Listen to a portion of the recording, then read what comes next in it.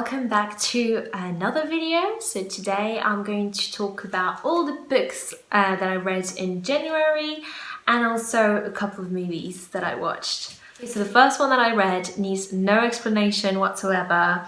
It is Harry Potter and the Chamber of Secrets by J.K. Rowling, of course. I don't need to explain the plot or whatever, I'm sure you've read it.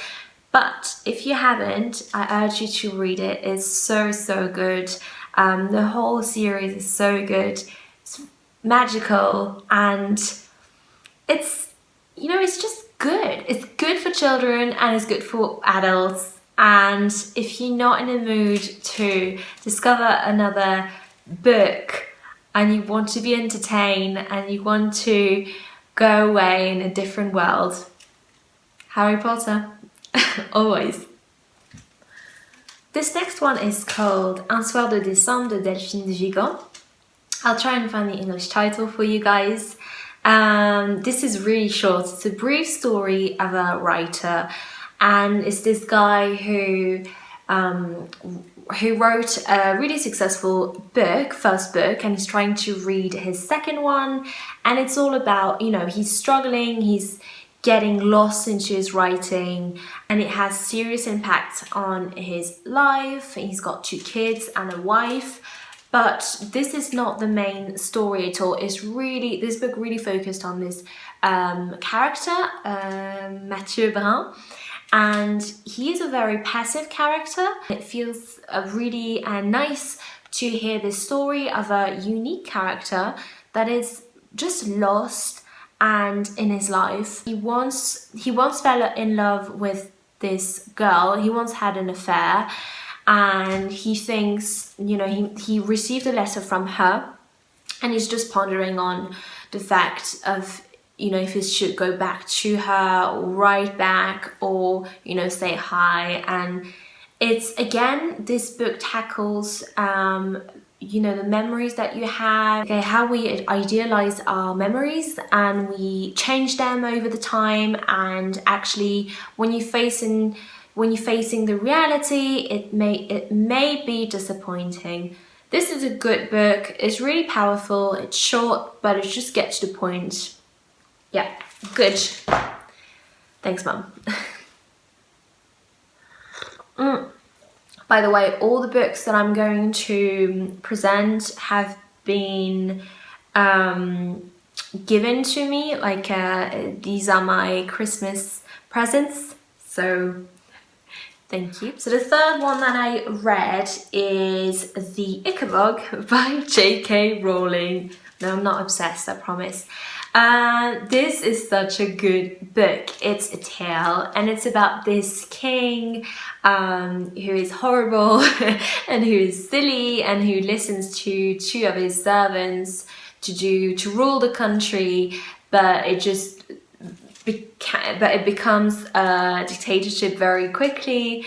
The Ickabog is a monster that is supposed to live. It's supposed to be a myth, but some people say that they saw the Ickabog, and the king is telling them that he will help them kill it. Sorry. I was surprised because this story is actually really dark and it's for children. There's lots of deaths, child abuse, orphans. Horrible things happen to many of the characters. But overall it's just really good. It's just really entertaining. I took my time to read it because it was so good. I wanted to savor every second of it. What's so good as well about this book is that, first of all, there are some beautiful drawings done by children from all over the world, so that is so cool. And also all the money goes to a charity, so J.K. Rowling is not earning any money from it, and I think that's great. Right, so this next book is Julie and Julia by Julie Powell. So Julie Child is actually a really famous cookbook writer, an American cookbook writer. I personally didn't know her before. She mainly cooks French meals. And Julia is a woman who lives in New York with her boyfriend, and she's just unhappy in her life. She lacks goals and objectives and motivations, and she's trying to find another thing, another hobby, and she comes across this book. So she sets herself the goal of cooking 524 recipes in 1 year. And it's a true story, and while she was doing this, she was writing a blog, and the blog got really popular, and then she got to write this book. So it's a blog style kind of book. I usually find them really funny, like the Helen Fielding, I think it is, you know, all the Bridget Jones series is really funny. But this was a no for me. This was so, I wouldn't say boring, but not well written, vulgar for no reason, so not funny. And she's trying to compare, I guess, cooking with sex, but it's just not funny. It could have been, and I thought it would be motivating as well, and I thought she would learn something from it, but at the end it looks like she's just at the starting point. Maybe it's the whole point of the book, I don't know. I just didn't really like it. Okay, next one is Se le dire enfin by Agnès Ledig. This was a really good surprise. I didn't know this author. My mum really likes her, so I thought, you know, I would give it a go. We follow this man who is unhappy in his life once again, and he is about to go back to Paris after his holidays with his family, and actually he decides to just get on a bus that goes to Brittany, a random bus. He follows this English lady who's super funny, and he ends up right next to the forest of Brocéliande, which is a beautiful forest in Brittany. This forest is really known because there's loads of tales and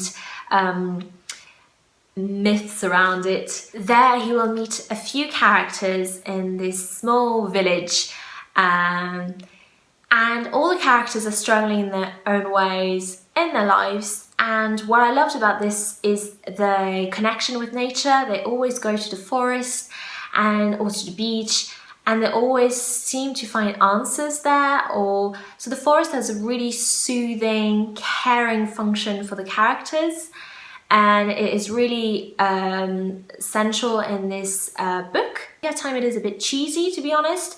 That's my negative thoughts about it. It is a really interesting tale between human and nature and their interaction with each other, and the writing is absolutely stunning. And at the end, she also wrote a few poems, and you can have a few pictures of the forest, which is really nice as well. You really feel that you are in Brittany, in the middle of nowhere, in this beautiful, mysterious forest.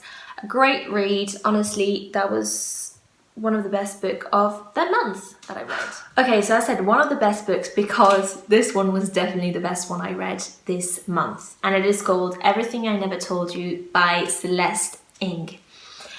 This is about a story, an Asian and a Chinese American family that lives in Ohio. We follow this mixed-race couple and their 3 children, but you know, the first chapter opens up and Lydia, their favorite child, the daughter, is found dead in a lake. This event, of course, unravels the rest of their lives and is slowly breaking apart their bond and then the link and the parents' marriage. This is mainly about race, appearances, shame, parenthood.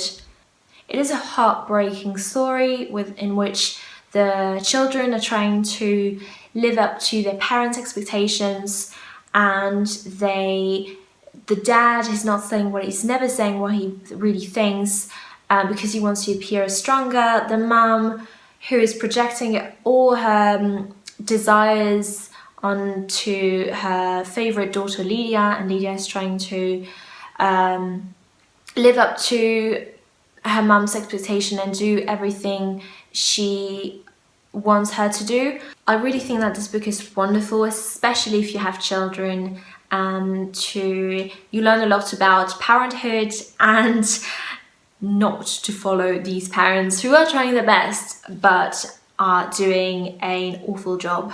It's a very dark but a brilliant story. I really urge you to read it. Okay, and the last one that I read is the non-fiction book, and it's called The Missing Element by Deborah Silverman. This book is really interesting, but I think you need to be open-minded. There are some things that I've written that I've thought were way too far-fetched for me.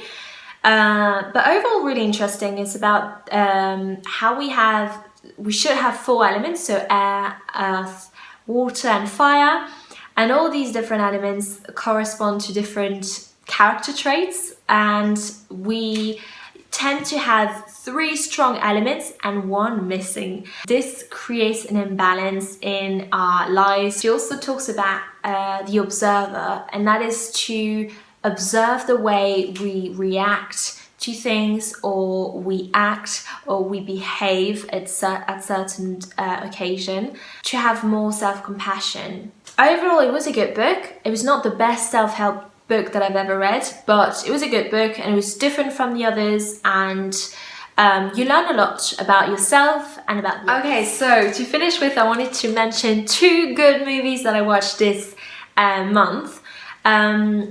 The first one is called The Boys in the Band by Ryan Murphy. This one is incredible. It's so beautiful to watch. It lasts for 2 hours and honestly went by so quickly, which always means that it's a good book. So it's about this group of friends, and they're all gay and they're having a birthday party and they're celebrating this guy, and then there's an old friend from the host that is coming, and out of the blue, he's not invited, and he doesn't know that his friend is gay. He gets very violent again against another friend. What is interesting about this movie is that the more they drink, the more they say horrible things to each other. Now, this made me think of, you know, are we saying the truth? Are we telling the truth when we're drinking? I'm not sure, but they are horrible to each other, and it tackles, you know, sexuality, race, friendship and relationship. And it is so beautiful to watch, and obviously with great actors. It starts up being this really fun comedy, and it adds up being way more than that and way more interesting than that. The last recommendation is this movie called The Broken Heart Gallery. This one is your typical romantic comedy. It's fairly new, I think it's from last year. It's about this girl who is struggling with her love life. She's a hoarder. She keeps everything in her bedroom. She's really funny. She's working in an art gallery, and she meets this guy who is totally different from her, who's making a bit of fun of her. And it's this really beautiful relationship that you see grow. Of course, it gets over the top. It is American. Of course, you know, it is sometimes cheesy, but it's actually really good. And it is hard to find good romantic comedy these days. This one, give it a go. It's really cool. Okay, that's it for the video. I hope you liked it, and I hope you have now new ideas to do for this next month. And also, please, can you write down can you write down below fun books to read, because my January reading month was really good, but most of the books were really depressing. So if you could think of anything fun to read, write it down below. Bye.